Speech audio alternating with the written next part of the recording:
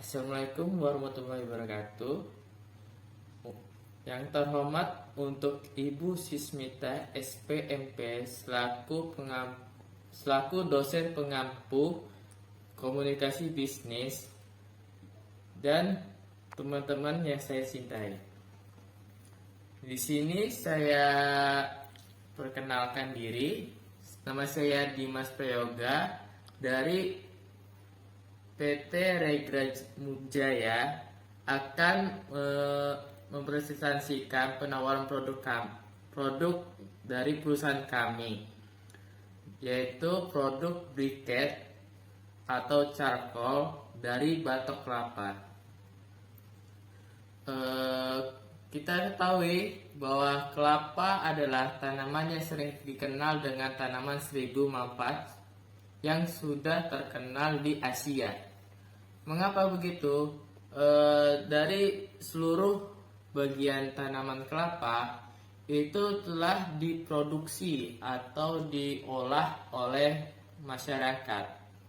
Nah, yang pertama adalah batangnya sendiri itu sering digunakan oleh masyarakat sebagai fondasi jembatan ataupun fondasi rumah. Nah, untuk yang kedua adalah daun yang biasanya digunakan oleh masyarakat sebagai sapu lidi yang dibagi untuk membersihkan halaman rumah, dan juga digunakan sebagai pembuatan ketupat yang untuk digunakan di hari-hari raya. Nah, untuk buahnya itu ada beberapa bagian, yaitu serabut sendiri, air kelapa, daging kelapa, dan tempurung kelapa atau batok kelapa.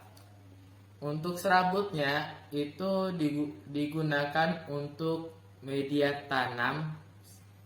Nah, media tanam ini biasanya digunakan untuk beberapa tanaman untuk menyerap unsur hara dan bisa tanaman menjadi subur.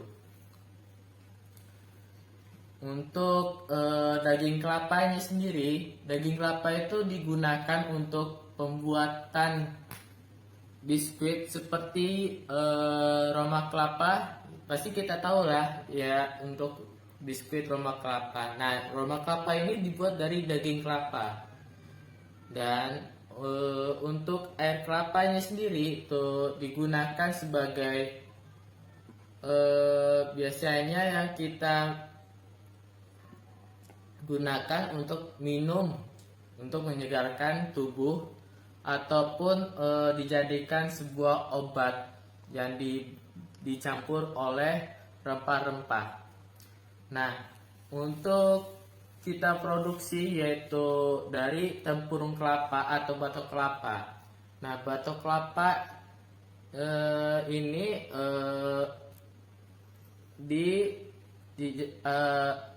untuk mutu standar produksinya, yaitu yang pertama adalah batok kelapa dibersihkan dari sisa-sisa kotoran yang menempel di tempurung kelapa atau batok kelapa tersebut.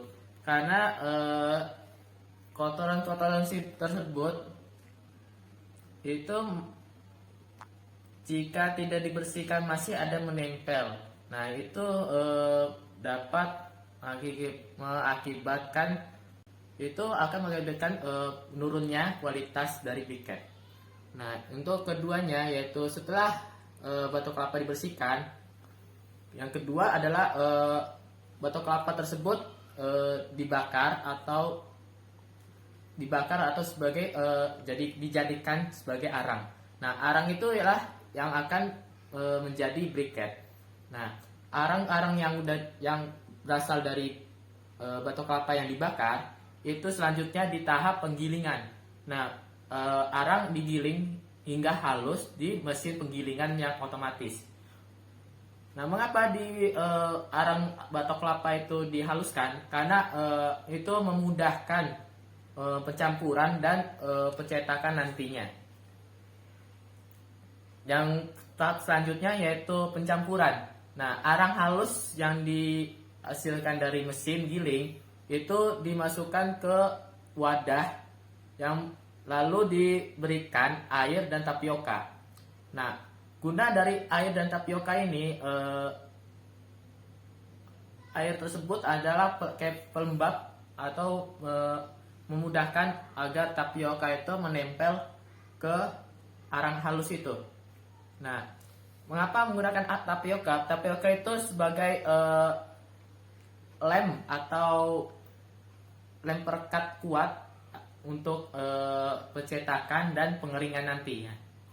Nah, setelah pencampuran pada arang, tapioka dan air, itu tahap selanjutnya itu pencetakan.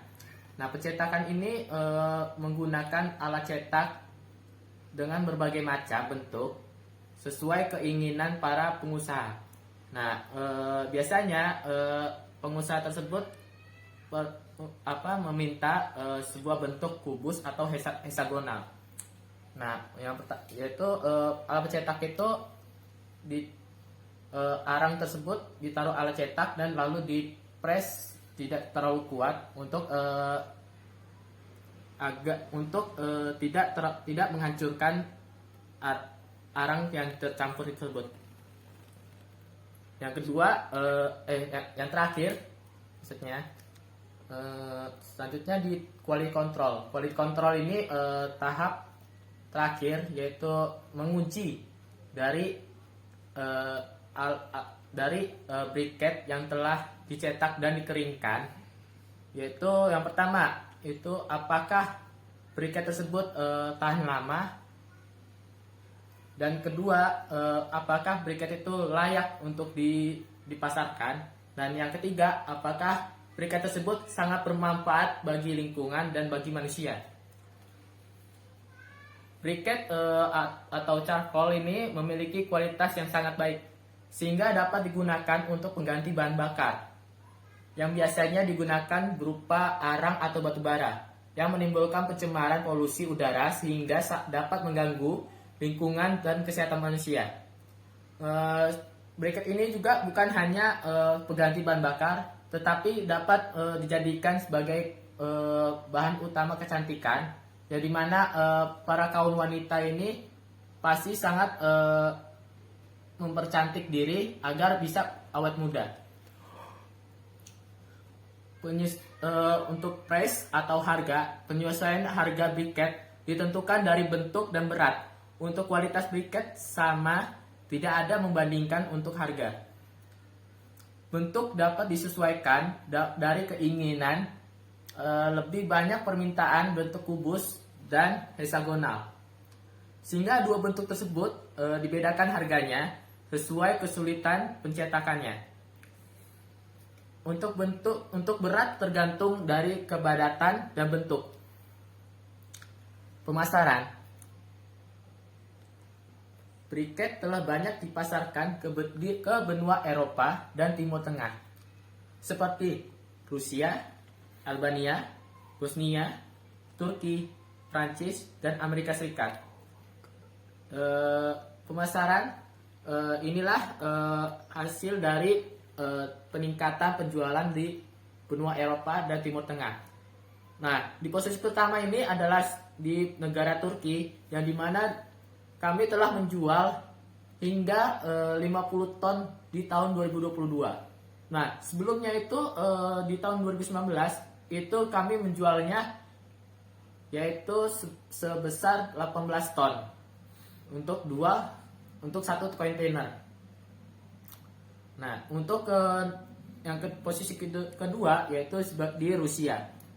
Di Rusia ini kami telah menjual di tahun 2022 sebesar 30 ton. Di Albania ini kami telah menjual di tahun 2022 sebesar 25 ton. Dan untuk negara Bosnia yaitu kami dapat menjual di tahun 2022 itu sebesar 20 ton. Untuk Perancis, kami telah menjual briket kami sebesar sekitar 18 ton di tahun 2022. Dan untuk Amerika Serikat sendiri, itu kami telah menjualnya sebesar 15 ton untuk pemasaran di produk briket kami. Nah, untuk bahan pertimbangan kami harap Ibu dapat melihat catatan laporan kami, dan kami harap kami bisa bekerja sama dengan perusahaan Ibu untuk produk kami. Terima kasih. Wassalamualaikum warahmatullahi wabarakatuh.